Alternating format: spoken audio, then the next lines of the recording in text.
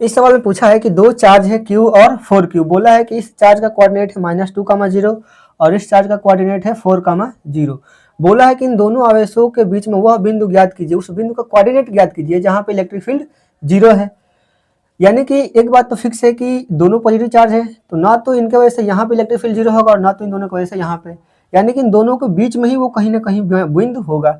तो रैंडम एक मैं पॉइंट मान ले रहा हूँ कि ये एक पॉइंट है, वो पॉइंट यहाँ भी हो सकता है, यहाँ भी हो सकता है, कहीं भी हो सकता है, वो डिपेंड करेगा इसके दूरी पे, कंपेयर कर लेंगे।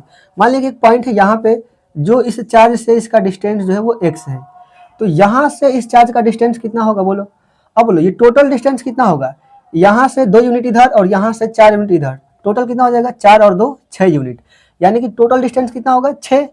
और ये है x, तो ये कितना होगा 6 - x। कोई दिक्कत। अब हमें यही पॉइंट निकालना है कि पॉइंट होगा कितना, इस पॉइंट का कोऑर्डिनेट कितना होगा। तो आज ये कैसे करेंगे, यहाँ पे इलेक्ट्रिक फील्ड 0 यानी कि जितना इलेक्ट्रिक फील्ड इसके वजह से इधर बनेगा उतना ही इसके वजह से यहाँ पे इधर बनेगा, E1 और E2। तो हम निकाल लेंगे E1 बराबर क्या है E2। E1 कितना होगा, इसके वजह से यहाँ पे इलेक्ट्रिक फील्ड इधर की तरफ कितना है KQ/R²। R यहाँ से कितना डिस्टेंस है x² इज इक्वल टू, इसके वजह से यहाँ पे इलेक्ट्रिक फील्ड कितना है K4Q/ में डिस्टेंस कितना है 6 - x का होल स्क्वायर। ठीक, अब देखो Q से Q कट गया, K से K कट गया, इसको इधर ला जाओ तो 6 - x/x का होल स्क्वायर मिल सकता हूँ इसको, इसका भी स्क्वायर है और इसका भी स्क्वायर है, इज इक्वल टू क्या बचेगा 4।